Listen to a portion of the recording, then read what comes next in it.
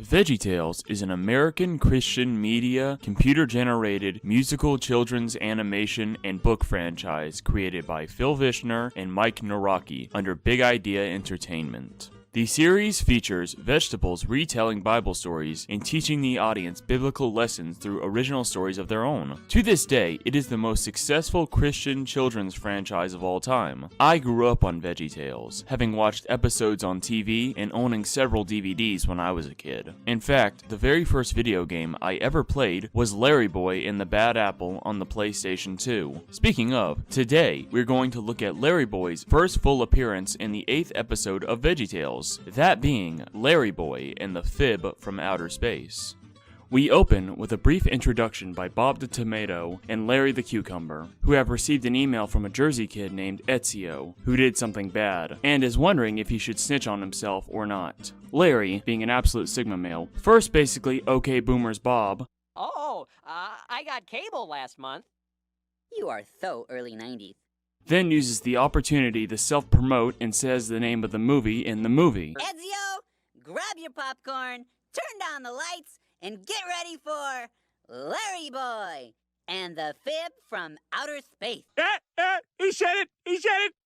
Also, he states that Ezio should grab his popcorn, and that's low-key fucked up, Larry, cause I mean, like, isn't corn, like, y'all's homeboy or whatever? How does that even work? Larry, are you Pickle Rick? Are you brothers? What's going on here? The movie starts with two Ps having just seen the new Ryan Gosling movie and discussing how the character in the film is literally them. That's literally me! Before noticing a comet flying through the sky. Meanwhile, two scientists also see this and alert LarryBoy with the Larry signal, which he sees and drives off into the night with his Batmobile, Larrymobile. If you haven't noticed this already, LarryBoy is just straight up Batman. A little fighting, yeah. I like that.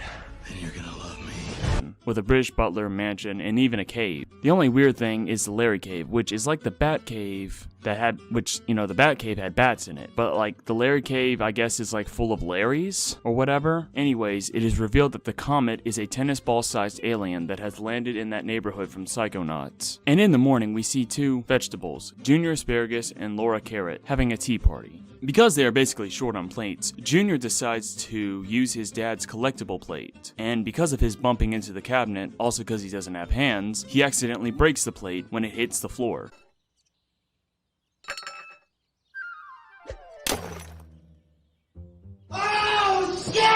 Laura bails, and the alien thing introduces himself as the Fib, then advising Junior to lie. Junior is understandably hesitant to listen to a purple pimple ball that broke into his house, but just then, Junior's dad gets home and asks what happened to the plate. Junior proceeds to sing a whole ass song just lying on his girl Laura. She said she had to demonstrate her apple chopper. The apple chopper worked just great, but chopped right through your bowling plate. It's Laura's fault, she broke the plate, it's true. And that's the tale I have to tell to you. Junior's beta dad is shocked by this musically delivered news. Afterwards, Fib, now bigger, congratulates him and they head out to have more fun. LarryBoy is patrolling the streets and greets Junior and the space alien he is supposed to be looking for and then drives away. Percy the P comes walking down the street, or hopping down, or whatever, and confronts Junior on being a bitch-ass liar. Instead of telling the truth, Junior sings another song accusing Laura's brother Lenny of destroying the plate by giving it to crocodiles. He gave it to a crocodile who chewed it up for quite a while. It's Lenny's fault, he broke the plate, it's true. And that's the tale I have to tell to you. This lie has made Fib even bigger, now with feet. Later in the day, LarryBoy calls Alfred and tells him he's giving up on searching and is heading home. At the same time, Laura, Lenny, and Percy gang up on Junior's lying ass. And yet again, rather than just admitting to being a liar, he goes full Marjorie Taylor Greene and starts talking about Jewish space lasers or whatever. It was these space aliens. They came down, Why the grabbed fuck these you cows, lying? and they switched Why you brains on the always cows. lying? And the cows, with the Oh my brains God. of the space aliens, Stop fucking lying. but this chicanery causes the fib to grow huge. He grabs Junior and begins destroying the city. Larry is back at his mansion, which he probably bought with all his cucumber money, and is playing Candyland with Alfred, but keeps losing. Eventually, he notices all the destruction. While smashing cars and whatnot, Junior does not understand why this alien from outer space would lie to him about trying to help. The fib then quotes Joseph Goebbels, "That's the thing about fibs, Junior. We grow." Before going full King Kong after LarryBoy shows up. After a failed rescue attempt, LarryBoy is captured by the fib, who decides to eat both of them, which is Fib's grand plan after all. So, apparently these aliens come to Earth to eat people, but need them to lie to get big enough to do so. Sounds like a weird way to go about an invasion to me, but I'm not an expert on alien invasions. Junior, after being a complete little bastard the entire episode, decides to tell the truth, confessing to lying to his dad about Laura and Lenny. It was me.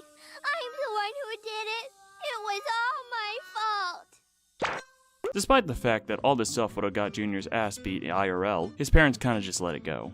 After telling the truth, the fib dies or whatever, or shrinks. I'm not entirely sure what, happens. But anyways, all is saved in the city of vegetables. But hold on, Larry, the fib, Larry, what the fuck, he's getting away. The fib is just, getting the fuck away, he's just, hopping around. I don't know. Anywho, the episode concludes with a Bible quote from Bob and Larry, and all's well that ends well. Wow, that sure was something. Despite the weird pacing and kinda forced message, I found rewatching this to be very nostalgic. Please hit the subscribe and thumbs up buttons, as well as commenting and sharing. Thank you for watching, everybody.